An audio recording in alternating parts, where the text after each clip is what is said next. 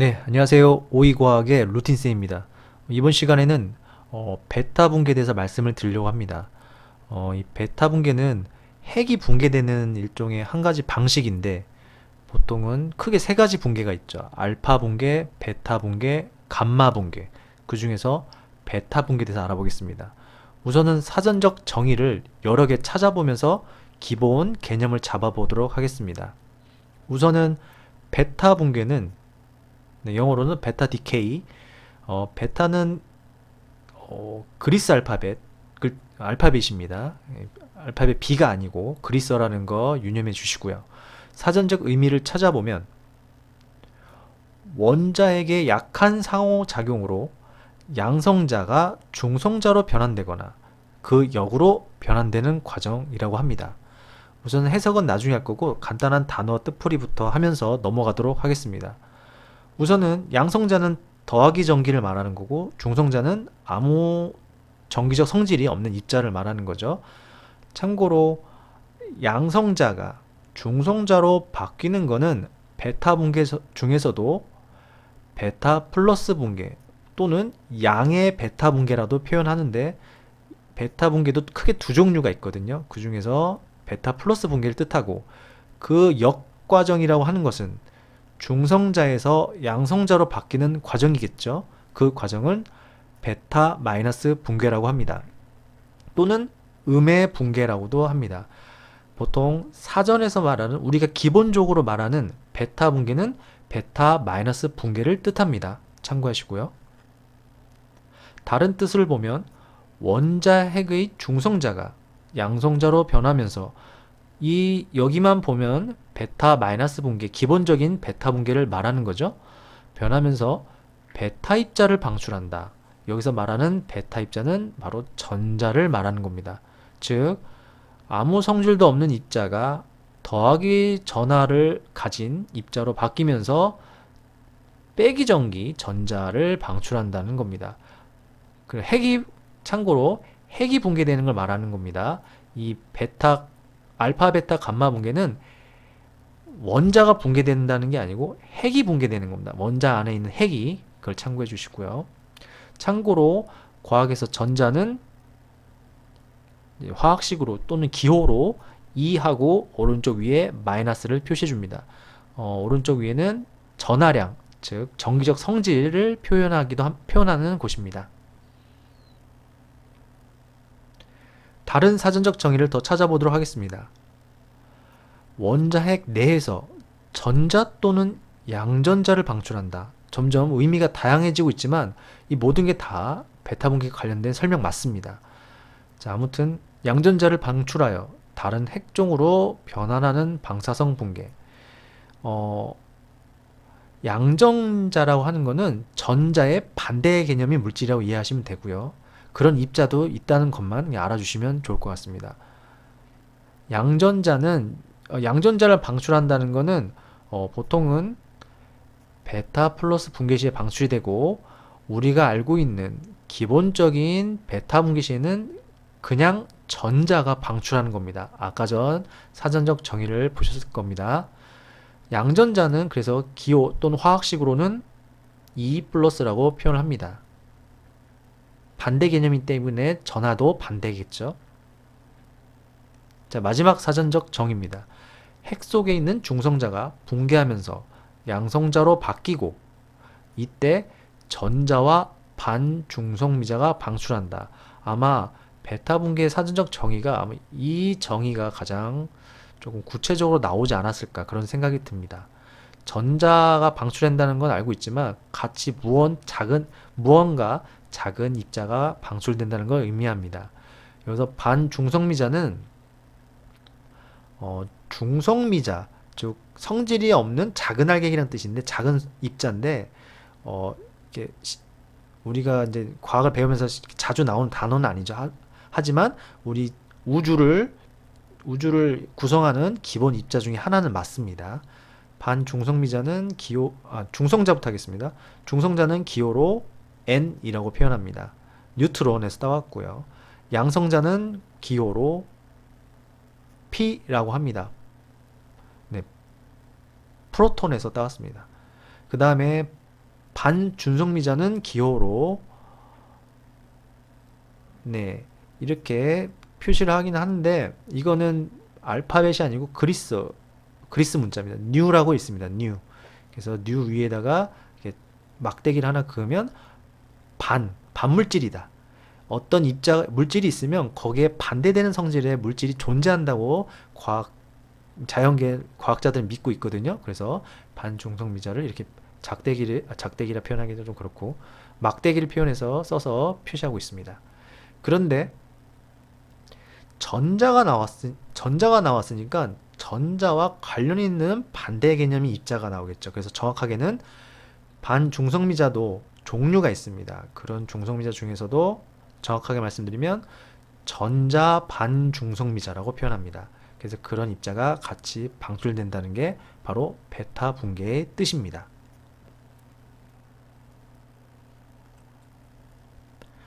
우선은 베타 붕괴를 또 정확히 아시기 전에 원자 구조를 잠깐 말씀드리고 넘어가겠습니다. 원자는 대표적으로 이렇게 구성되어 있는데 이 사진은 리튬을 기준으로 말씀을 드리겠습니다. 어떤 원자든지 구조, 재료, 성분은 같기 때문에 예시는 아무거나 들어도 상관없을 것 같습니다. 자, 우선은 가운데 여기 핵이라고 하죠. 핵 안에는 양성자, P가 양성자라고 했죠. 양성자가 존재하고 그와 더불어서 정기적 성질이 없는 중성자, 그 다음에 핵 주위를 돌고 있는 전자, 이렇게 크게 세 가지 입자가 존재한다, 원자를 이루고 있다, 이렇게 배워왔지만 물리학자들이 더 연구한 결과 이런 입자들도 더 작은 물질, 더 작은 입자로 이루어져 있다는 걸 발견했습니다. 그래서 양성자는 이 양성자 하나 안에는 이렇게 알파벳 U 입자 2개, D 입자 하나가 3개가 모여서 중성자를 만든다. 지금까지 확인을 했고, 중성자는 U 입자 하나, D 입자 2개가 모여서 중성자를 이룬다 라고 지금까지는 되어 있습니다. 전자는 그냥 전자로 이루어져 있습니다. 이런 입자들을 정확하게는 쿼크라 부릅니다. 그래서 이런 입자를 이루는 또 기본 입자가 있다는 거. 그래서 물리학에서는 우주를 구성하는 기본 입자는 쿼크와 렙톤으로 이루어져 있다, 이렇게 하기도 하는데 거기서 말하는 쿼크가 바로 이 쿼크를 말하는 겁니다. 이 정도만 알고 계시면 베타 붕괴를 이해하는데 좀 더 이해가 되실 것 같아서 잠깐 말씀을 드렸습니다. 즉 양성자는 업쿼크 2개, 업쿼크라고 합니다. 다운쿼크라고 하고요. 이름이 다운쿼크 하나로 구성되어 있고, 중성자는 업쿼크 하나, 다운쿼크가 2개로 구성되어 있다. 즉 간단히 말씀드리면 쿼크의 종류가 좀 비슷하다라는 걸 알 수 있겠죠. 자, 이건 양성자, 네, 오른쪽 그림은 중성자를 나타낸 표현입니다.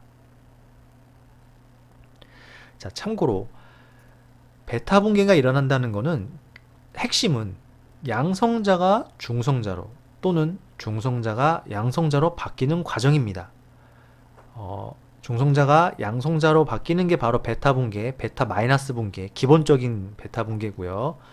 양성자가 중성자 바뀌는 것은 베타 플러스 붕괴라고 했습니다. 간단한 이해를 하기 위해서 간단히 말씀을 드리면, 이렇게 변한다는 얘기는 아까 그림을 봤듯이 그 입자를 이루고 있는 쿼크의 종류가 바뀐다는 얘기입니다. 그쵸? 쿼크의 종류가 바뀌면서 발생하는 에너지 일부가 아까 전에 전자, 반중성미자라고 했죠? 그런 입자를 경입자, 좀 가벼운 입자라고 표현하곤 하는데 그걸 경입자 또는 렙톤이라고 표현합니다. 그런 에너지 일부가 렙톤 경입자 형태로 바뀌면서 바깥으로 방출된다, 이렇게 표현하고 있습니다. 이걸 왜 말씀드리냐면, 중성자가 양성자로 됐다고 얘기를 하면 보통 학생분들이 중성자 속에는 양성자가 들어있는 게 아닌가요? 라는 질문을 하기도 하는데 그 질문에 대한 대답이 이겁니다. 들어있는 게 아니고 에너지 일부가 그 입자를 다시 만들어낸다, 이렇게 이해를 하셔야 되는 겁니다. 자, 여기서 말하는 경입자, 영어 원래 단어로 하면 렙톤이죠. 그런 대표적인 예시가 바로 전자, 중성미자, 반중성미자, 중성미자에 반대되는 물질이겠죠. 이런 애들을 다 경입자라고 한다는 겁니다.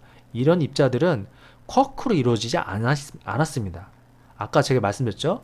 지구상의 구성물질은 쿼크와 렙톤으로 구성되어 있다. 그래서 렙톤은 다른 의미의 입자라고 이해하시면 됩니다. 이게 쿼크의 종류가 바뀌었다는 얘기는 쿼크의 종류를 바뀌게 하는 무언가, 그 바뀌게 하는 원인이 되는 알갱이가 있다, 이런 얘기입니다. 그런 알갱이들을 과학에서는 뭐 ZW 보손 또는 ZW 보존, 읽는 거는 뭐 책마다 다르지만 아무튼 이런 입자가 있다고도 합니다. 이 정도 이해하고 계시면 어느 정도 좀 더 베타 분계를 자세히 공부하는 데 도움이 되실 것 같아서 살짝 말씀을 드리겠습니다. 자, 베타 분계입니다. 여기서 말하는 이제 사진은 베타 마이너스 분계를 기준으로 말씀드리겠습니다. 이게 일반적인 베타 분계의 설명이니까. 자, 사진을 보시면 이게 핵입니다. 자, 핵만 그렸습니다. 즉, 좀 정확하게 뭐 핵자라고도 하는데 핵자를 표현한 겁니다. 이 핵자 안에는 중성자와 양성자가 고르게 분포해 있겠죠. 고르게 섞여 있는 모습입니다. 그래서 베타 분계가 일어날 시에 이 핵자 안에 있는 중성자 하나가 양성자로 바뀌면서 전자와 전자 반중성미자라고 했습니다. 전자 반중성미자를 방출한다, 이런 걸 표현하고 있습니다. 여기서 중성자가 양성자로 변한다고 했지 양성자를 방출한다고는 안 했습니다. 왜냐하면 중성자가 양성자로 바뀌면서 핵 안에 그대로 남아있고 전자와 전자 반중성미자만 방출이 되는 겁니다. 그런데 왜 그림에서는 전자만 방출하는 걸로 표현했냐면 전자 반중성미자는 전기적 성질이 중성입니다. 제로기 때문에 느껴지지 않아서 아마 이렇게 표현한 것 같습니다. 자, 여기는 중성자를 표현한 거고요. 네, 양성자와 전자, 그 다음에 전자 반중성미자를 표현한 그림입니다. 네, 그 다음에 전자가 방출이 되었고요. 자, 이번엔 이 베타 분계 그림으로 말고 이제 식으로 표현해 보겠습니다. 자, 우선은 어느 입자를 변하는지를 우선 떠올리셔야 됩니다. 중성자죠. 그래서 중성자는 기호로 N이고 여기는 이제 전하량을 표현합니다. 중성이니까 제로로 표현하겠습니다. 자, 그 입자가 양성자 프로톤 P로 표현돼 플러스 1의 전하량을 가지고 있죠. 자, 왜 다른 입자들이 같이 나오냐? 여기까지 뭐 이해하는 기는 저도 뭐 물리 전공이 아니기 때문에 거기까지 말씀 못 드리지만 제가 최대한 이해한 데까지 말씀을 드리면 모든 뭐 이 전기적 법칙에는 전하량 보존 법칙이라는 게 있습니다. 전하량은 유지되어야 된다. 전하량이 제로였으니까 전하량이 1로 변할 리는 없습니다. 그래서 전하량을 제로로 맞추기 위해서 전자가 나온다, 이렇게 이해하셔도 괜찮을 것 같습니다. 그리고 전자는 쿼크가 아니고 렙톤이라고 했죠. 이 렙톤이 하나가 생겼다는 거는 렙톤도 어떤 중성을 맞춰야 하기 때문에 이 렙톤에 반대되는 물질도 같이 나온다. 그래서 이게 전자 반중성미자가 같이 나온다라고 이렇게 처음에 과학자 이름이 생각이 안 나지만 어느 과학자가 이렇게 예측을 했고 몇십 년 뒤에 실험을 통해서 발견이 됐습니다. 우리말로 표현하면 중성자가 양성자로 바뀌면서 전자와 전자 반중성미자를 방출한다, 이렇게 표현하는 겁니다. 이런 베타 분계는 핵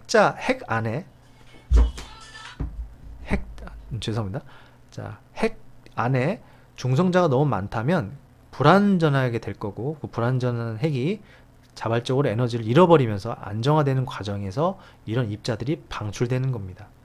그런데 중성자가 양성자로 되는 원인, 즉 아까도 말씀드렸지만 쿼크의 변화가 일어났다. 즉 쿼크를 변화시켜주는 힘을 과학에서는 약한 핵력이라고 합니다. 그래서 약한 핵력에 의해서 이런 베타 분계가 일어난다고 표현을 합니다. 자, 베타 분계 예시입니다. 세슘이라는 금속인데 이 세슘은 우선 결론만 말씀드리면 세슘이 베타 분계를 통해서 바륨으로 바뀌고 이때 전자와 전자 반중성미자를 방출합니다. 여기서 왼쪽 위에 있는 숫자는 양성자수와 중성자수를 더한 수를 왼쪽 위에 표현합니다. 과학에서는 말이죠. 그리고 아래쪽은 원자 번호 55번 원소가 세슘이라는 거고, 이 원자 번호 숫자는 양성자수하고 동일합니다. 즉 중성자가 양성자로 바뀌는 게 베타 분계니까 중성자수를 세보면 이 안에 55개는 양성자수이기 때문에 나머지가 중성자겠죠? 그게 바로 82개고요. 여기 다시 보시면 숫자가 변하지 않죠? 그런데 원자 번호가 증가했습니다. 즉 양성자수가 하나 증가했기 때문에 중성자는 하나 줄어있겠죠. 그래서 이런 식으로 표현을 할 수가 있습니다. 이런 식의 변화가 자발적으로 일어날 수 있다는 얘기입니다. 베타 플러스 붕괴된 내용은 다음 영상에 이어서 말씀을 드리도록 하겠습니다.